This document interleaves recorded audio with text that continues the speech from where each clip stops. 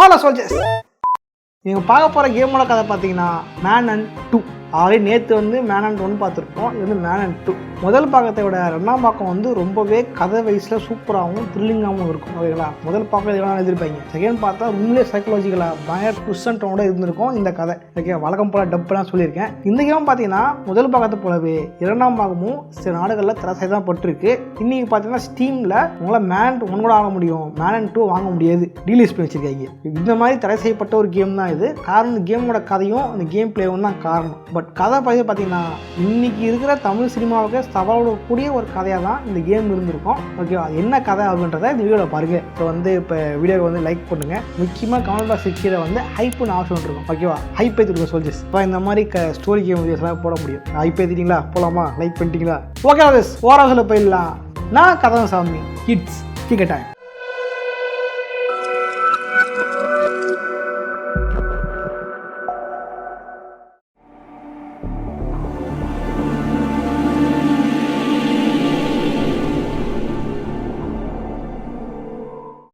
கதையோட தொடக்கத்தில் பிக்ஸ்மோர் அஸ்லமுக்கு வெளியே விடாமல் மழை பெஞ்சிக்கிட்டு இருந்தது. அதன் காரணமாக இந்த அஸ்லமோட கரண்ட் சப்ளை திடீர்னு கட்டாகி ஆன் ஆகுது. அங்கே இருந்த ஊழியர்களெல்லாம் அதை நினச்சி கவலைப்பட்டு இருந்தாங்க. ஏன்னா இந்த ஹாஸ்பிட்டலில் தான் மிகவும் மோசமான மனநோயாளிகளை அடைச்சி வச்சுருக்காங்க. அந்த நேரத்தில் அடைக்கப்பட்டிருந்த கதவுகள்லாம் தானாக திறந்து பைத்தியக்காரர்கள்லாம் வெளியே வர ஆரம்பித்தாங்க. அவங்க தடுக்க வந்த ஹாஸ்பிட்டல் ஊழியர்களையும் அந்த பைத்தியக்காரர்கள் தாக்க ஆரம்பித்தாங்க. அந்த நேரத்தில் டாக்டர் லாரா ஒயிட் சைக்கோ செக்ஷனில் இருந்தாங்க. அவங்க பேஷண்ட் டேனிக்கு மயக்க ஊசி போட அவன் அவங்கள கழுத்து பிடிச்சி நிறுத்திக்கிட்டு இருந்தான். அவங்க மயக்கடிச்சு விட நிறுத்து நிறுத்து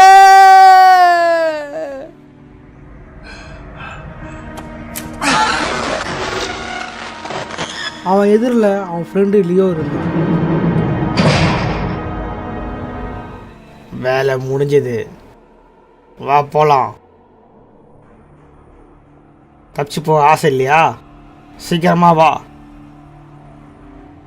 டேனிக்கு தான் யார், தன்னோட கடந்த காலம் என்ன அப்படின்றது கூட சுத்தமாக ஞாபகம் இல்லை. அவனுக்கு தெரிஞ்ச ஒரே உதவி லியோ மட்டும்தான். அவங்க 2 பேரும் எதிரில் இருந்த மற்ற சைக்கோக்களையும் தான் வழியில் குறுக்கிட்ட காவலாளிகளையும் கொடூரமாக கொண்டுட்டு குப்பை வண்டியில் தப்பிக்கிறாங்க. நமக்கு சுத்தமாக டைம் இல்லை. ப்ராஜெக்ட் ஆளுக்கு எப்போனா நேரத்துக்கு வரலாம். உனக்கு எப்படி இதெல்லாம் தெரியும்? டேனி கேளு, இது ஒரு மனித வேட்டை. நீயும் நானும் சாகாத வரைக்கும் இது முடியவே போகிறதில்ல. வா, இங்கேருந்து கிளம்பலாம். அடைச்ச வாட்ச் டாக்ஸ் வந்துட்டானுங்க. இவனுங்கிட்ட மாட்டினோம், அவ்வளவுதான். இவனுங்க தான் ப்ராஜெக்டை கிளியர் பண்ணுற அடியாளுங்க. அங்கேருந்து 2 பேரும் தீயால் கருகி போன ஒரு பாழடைஞ்ச வீட்டை அடைகிறாங்க. அங்கே டேனிக்கு வினோதமான உருவங்கள் தெரியுது.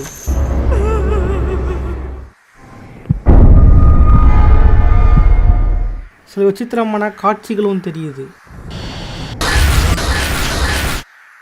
இந்த ப்ராஜெக்ட் நம்ம நிம்மதியாக வாழ விடாது. அவங்க சீக்கிரமாகவே நம்ம மேலே ப்ரைவேட் ஆளுமை ஏவி விட்டுருவானுங்க.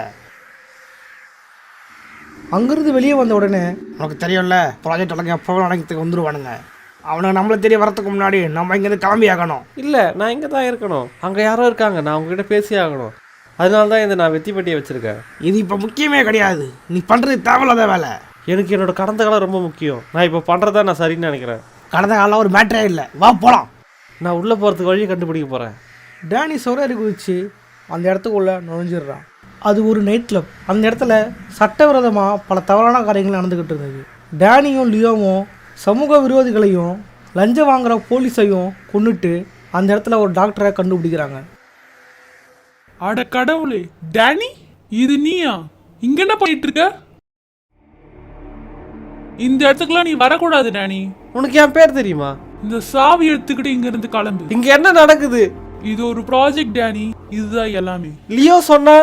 லியோ? லியோ கூட நீ பேசுறியா? லியோ மட்டும் இல்லைனா நான் இங்கே வந்திருக்கவே முடியாது.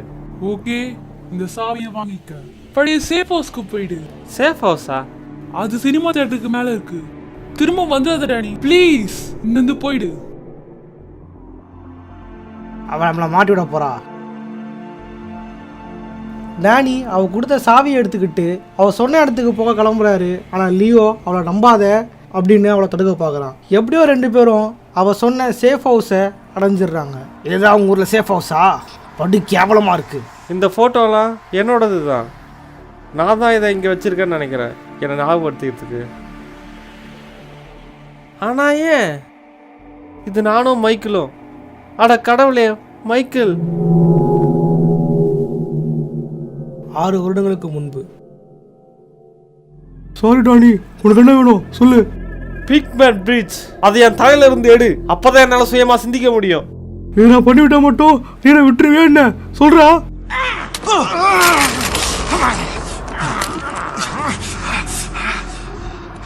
மைக்கேல், நாம எங்க இருக்கோம்?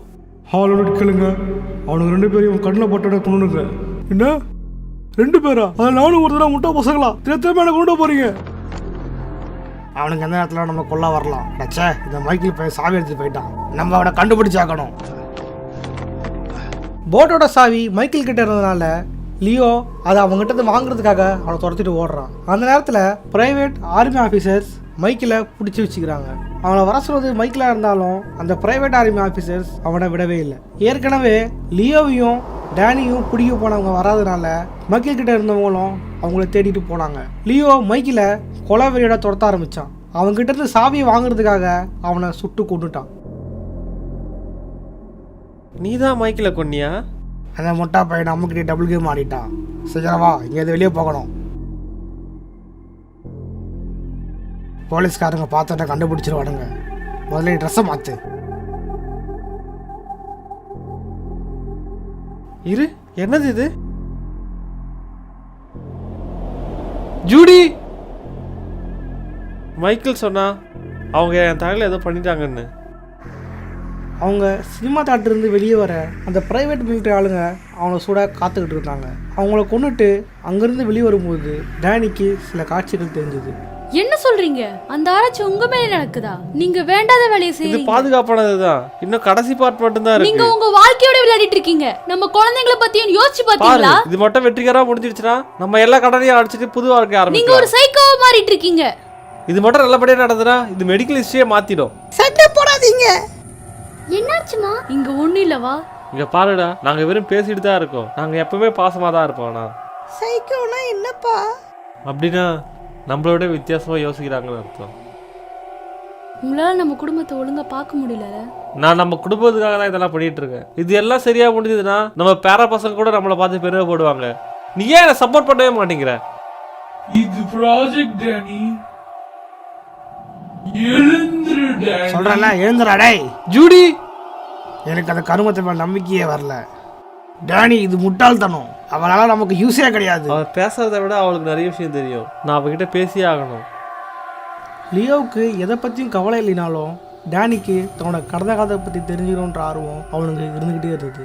அதனால தான் டாக்டர் ஜூடியை கண்டுபிடிச்சே ஆகணும் அப்படின்னு தேடிக்கிட்டு இருக்கான். வெளியில் வந்த ஆட்களை கொண்டுட்டு டேனியும் லியோவும் டாக்டர் ஜூடியை தேடிக்கிட்டு இருந்தாங்க. அவன் இங்கதான் இருக்கான் லியோவோட. அவன் எப்படி எனக்கு கண்டுபிடிச்சான்னு தெரியல. நீ என்ன முட்டாளா? அவனை பத்தி தெரியும்ல, அவன் ஒரு மிருகம் மாதிரி. என்ன பழி சொல்லாத பிக்மேன். இது எனக்கு தேவையில்லாத வேலை. நான் இதுல இருந்து வெளியே போறேன்.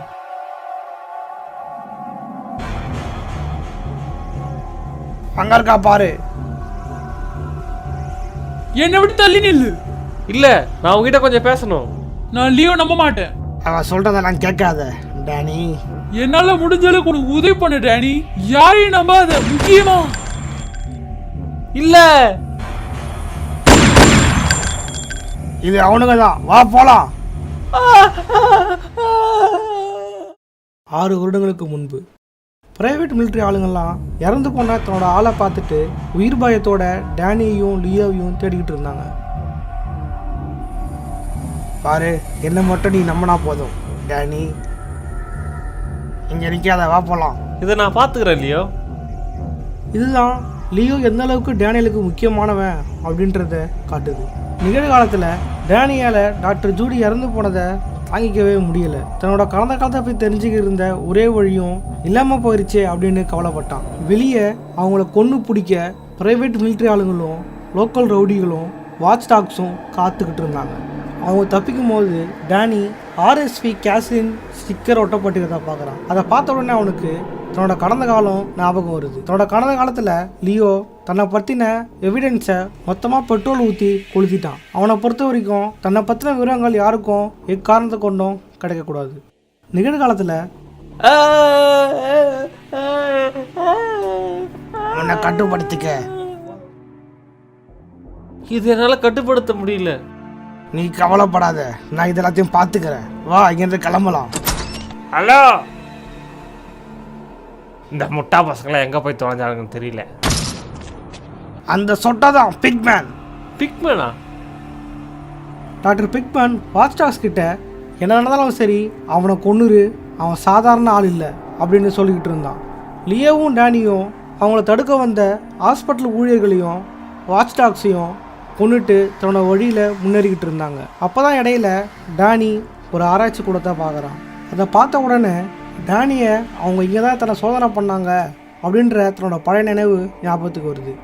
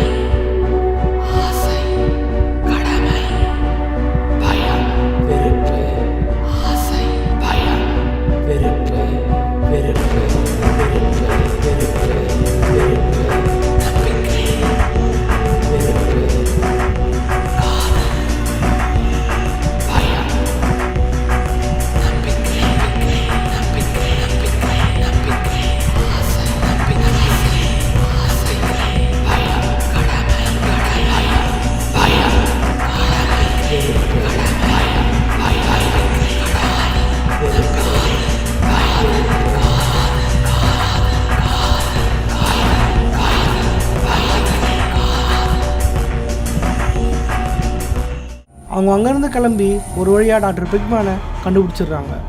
நல்ல வேலை பண்ண டேனி, நீ போய் ரெஸ்ட் எடு, நான் பார்த்துக்கிறேன்.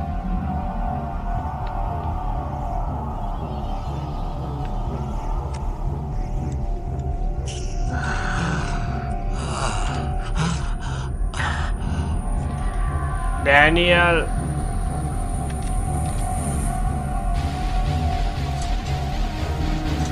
டேனியல், என் கட்டை அவுத்து விடு.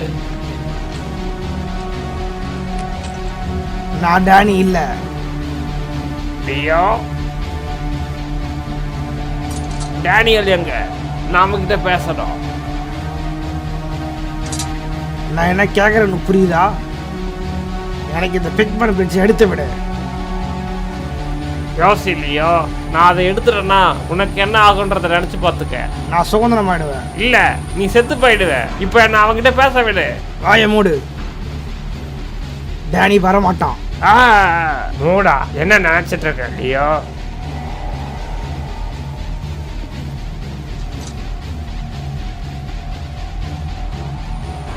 நீ என்ன நினைக்கிற? நீ என்ன கொண்டுட்டேன்னு வச்சுக்கலையோ, உன்னை யாராலையும் அப்புறம் காப்பாற்றவே முடியாது. இப்போ நான் டேனியல் கிட்ட பேசியே ஆகணும். நீ போய் சொல்ற. நான் ஒரே ஒரு வார்த்தை தான் பேசுவேன் லியோ, என்னை தடுக்காத. என்ன சொன்ன?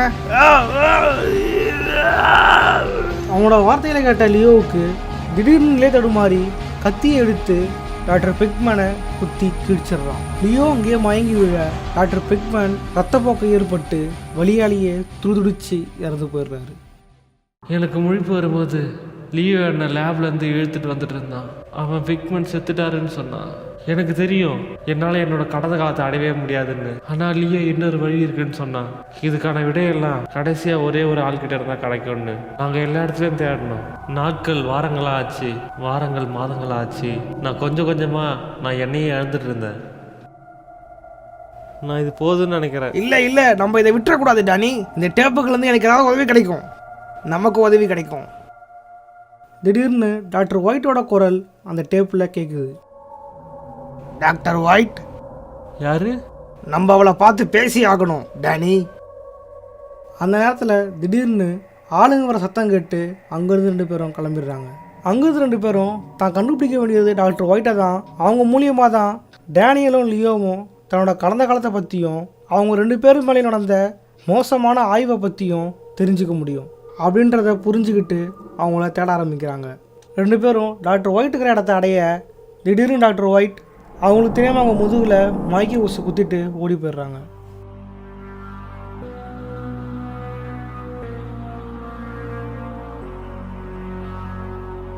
லியோ லியோ லியோ லியோ உன்னால எப்ப வேணாலும் லியோ கிட்ட பேச முடியும் டேனி. ஆனா முதல்ல நம்ம 2 பேரும் பேசுவோம். என்ன நடக்குது இங்க? நீ யாரு உனக்கு ஞாபகம் இருக்கா டேனி? இல்ல. டாக்டர் ஒயிட் அந்த நேரத்தில் தான் ஒரு மிகப்பெரிய உண்மையை டேனியல் கிட்ட சொல்கிறாங்க.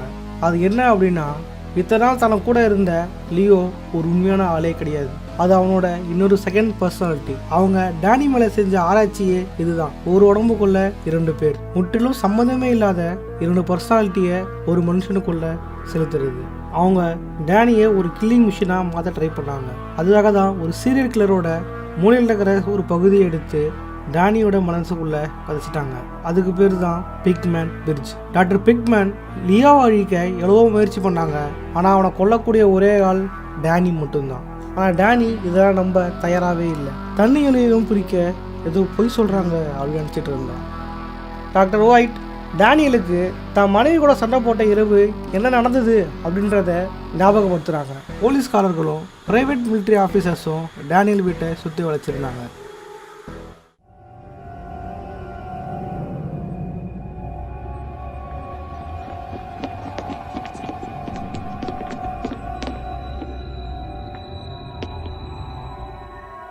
டேனியல், உனக்கு இதுக்கு முன்னாடி நடந்த எதுவுமே ஞாபகத்துக்கு இருக்காது.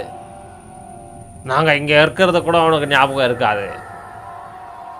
உன்னால் திரும்ப அவளையே கூட பேச முடியாது. டேனியலோட மனைவி ரத்த வெள்ளத்தில் பிணமாக கிடந்தான்.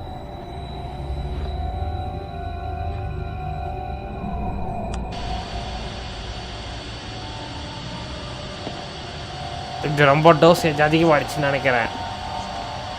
அவனை இங்கேருந்து வெளியே கொண்டு போங்க. கேமராவெல்லாம் கழட்டிடுங்க, வீட்டை கொளுத்திடுங்க.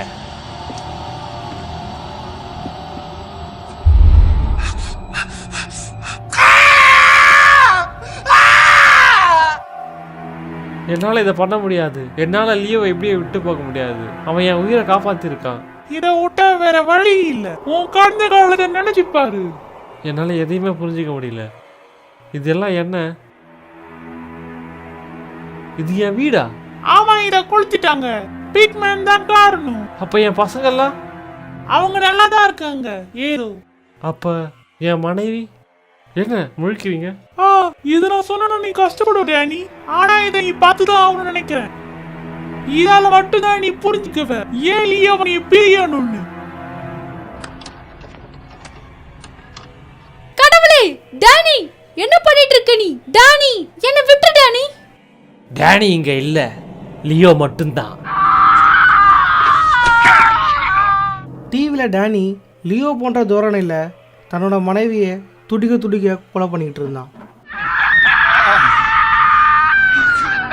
கடவுளே, கடவுளே, கடவுளே, நான் என்ன பண்ணியிருக்கேன்?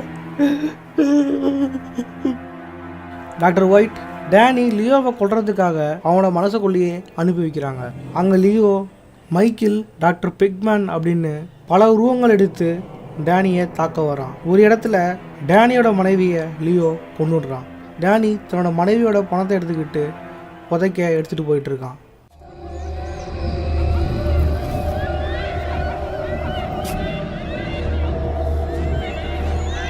இதையெல்லாம் ஒரு பெரிய விஷயமாவே எடுத்துக்க மாட்டேன்னு நினைக்கிறேன். நான் உன்னை உருவாக்க நினச்சேன். என்னால் உன்ன மாதிரி இருக்க முடியும், ஆனால் எனக்குன்னு தனி விருப்பம் இருக்குது. நான் அந்த விருப்பத்தை எடுத்துட்டேன். நீ இன்னும் முட்டை அம்மாஞ்சியாக இருக்க போறியா டேனியல் லாம்? அந்த விருப்பத்தை நான் எடுத்துட்டேன். கேக்குதா?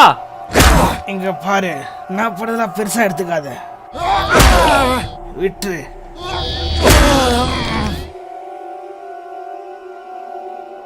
என் பேரு டேனியல் லாம். என் பேரு டேனியல் லாம்.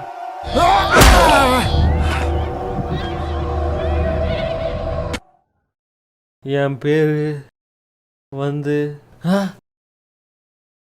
என் பேர் என்னன்னு எனக்கு தெரியலையே.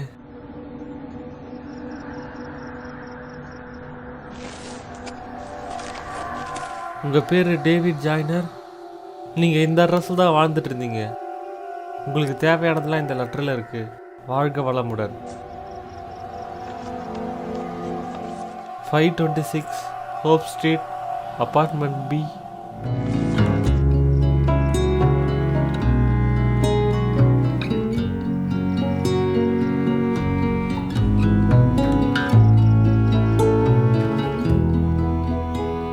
டேனிக்கு இது வரைக்கும் நடந்த எந்த விஷயமே நினைவில் இல்லை.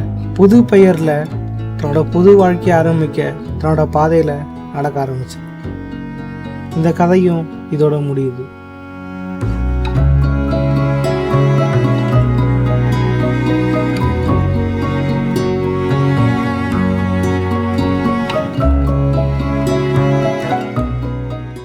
முதல்ல நீங்கள் பார்த்தது குட் எண்டிங். இந்த கேமுக்கு இன்னொரு பேட் எண்டிங்கும் இருக்குது. நீங்கள் எல்லா ஸ்டேஜ்லேயும் 3 ஸ்டாருக்கு மேலே எடுத்திருந்தீங்கன்னா கடைசியாக இந்த ஸ்டேஜ் அன்லாக் ஆகும். இதில் லியோவை கொல்ல வர டேனி கிட்ட இருந்து லியோ தன்னை காப்பாற்றிக்க நினைக்கிறான். ஒரு வழியாக அவனை சண்டை போட்டு, கையாளாகாத வேண்டா நீ டேனி.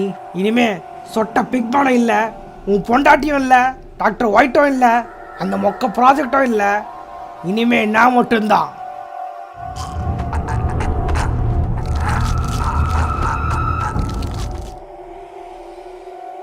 நான் ஜெயிச்சிட்டேன்.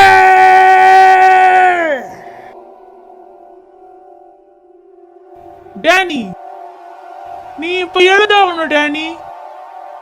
டாக்டர் டேனி, உங்களால கேட்க முடியுதா? டாக்டர் டேனி, எப்படி ஃபீல் பண்றீங்க? எனக்கு தெரிஞ்சு உன்னை விட்டு போயிருப்பான்னு நினைக்கிறேன். எவ்வளோ நாள் நான் இப்படியே இருக்கேன்? நீ 3 வாரமா இப்படிதான் இருந்த. நான் தான் பிக்மேன் பிரிட்ஜ் ஏற்க முடிவு பண்ணேன். அது ஒண்ணுதான் உனக்கு குணப்படுத்துற ஒரே வழி. அந்த ப்ராஜெக்ட்ல நாங்க ரொம்ப ஆர்வமா இருந்தோம். ஆளுங்களை உதவிக்கு கூப்பிடவா? கண்டிப்பா, ஆனால் என்னை கொஞ்ச நேரம் தனியாக விடுங்க.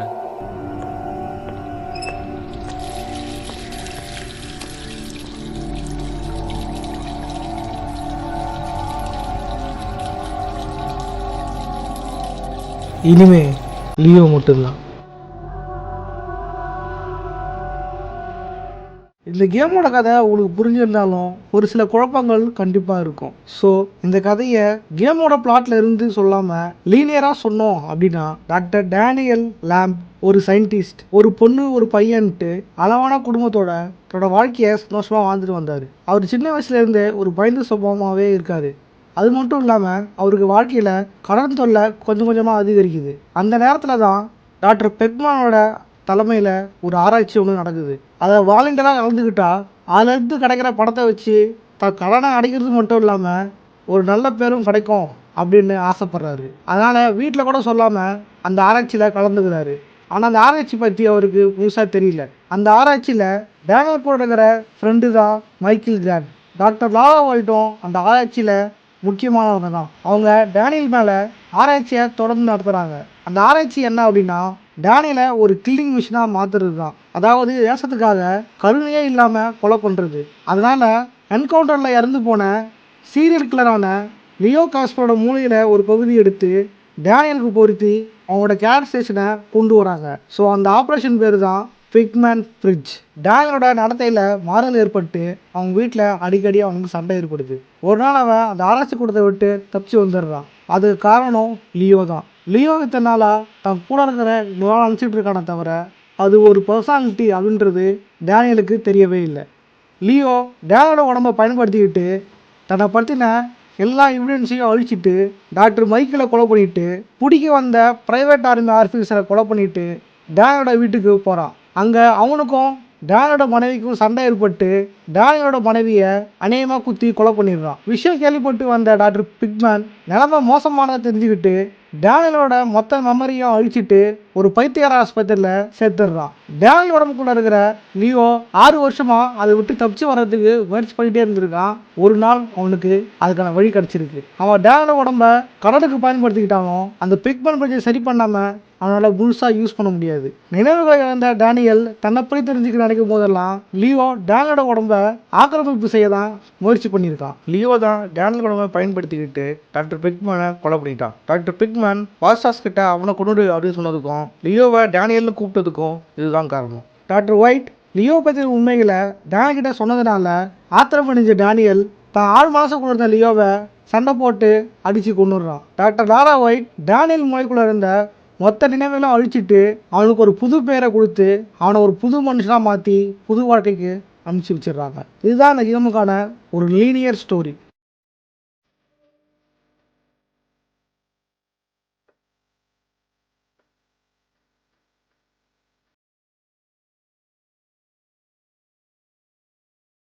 ஓகே நிறைய பட்சம் லைக் பண்ணுங்கள், பெருசாக ஷேர் பண்ணுங்கள். இந்த வீடியோவில் வந்து உங்களுக்கு நான் 2 கதை பார்த்துட்டு நினைக்கிறேன். ஆக்சுவலி இது ரீ அப்லோடு தான். பட் இந்த ஸ்டோரி பிடிச்ச கதை ஓகேங்களா. ஸோ இந்த ஃப்ரான்ச்சைஸ் நம்ம சேனலில் இருக்கணும், ஜிஎன்எஸ்ல இருக்கணும் அப்படின்னா தான் நான் போட்டிருக்கேன். இதுக்கப்புறம் அந்த சேனலில் கேம்ஸ் வரப்போகிறது இல்லையா, அதனால் வந்து இதுதான் நம்ம ஃபேண்டம் ஆஃப் கேமர்ஸாக இருக்கணும் இந்த சேனலில் அப்படின்னு கோசம் தான் இந்த வீடியோ நான் ரீ அப்லோட் பண்ணியிருக்கேன். சில பேர் ஆல்ரெடி பார்த்து நினைக்கிறேன். பட் புதுசாக பாருங்கள், லைக் பண்ணுங்கள், இது எப்படி இருந்துச்சு அப்படின்னு கமெண்ட் பண்ணுங்கள். அதனால தான் நான் வந்து ஒரு வாரம் வரைக்கும் டைம் எடுக்காமல் அடுத்த நாள் இதை அப்லோட் பண்ணிட்டேன். அடுத்த வாரம் பார்த்தீங்கன்னா நம்ம RDR 2 பார்ட் 2 பார்க்க போகிறோம். ஸோ வந்து வெயிட் பண்ணுங்கள். RDR 2 ஃப்ரான்ச்சைஸ் ஃபுல்லாக இந்த வாரம் ஃபுல்லாக முடிச்சு விட்லாம், இந்த மாதம் முடிச்சு விட்லான்னு பார்க்குறேன். RDR 2, RDR 1 அப்புறம் 100 நைட்மேர் ஒன்று இருக்குது. அதெல்லாம் சேர்த்து மொத்தமாக இதிலே முடிச்சு விட்றலான்னு பார்க்குறேன். இந்த மாதம் முடிச்சுட்டு நம்ம அடுத்த மாதம் வந்து புது ஃப்ரான்ச்சைஸ் போகலாம், காட் ஆஃப் வார் அந்த மாதிரி போகலாம். ஸோ வந்து வீடியோ பிடிச்ச லைக் பண்ணுங்கள், ஷேர் பண்ணுங்கள். அப்புறம் வந்து கீழே ஹைப் இருக்கும், ஹைப் எதிர்ப்பு சொல்லியஸ் இதே மாதிரியான இன்னொரு சுவாரஸ்யமாக சந்திக்கிறேன். போடுறேன், பாய்.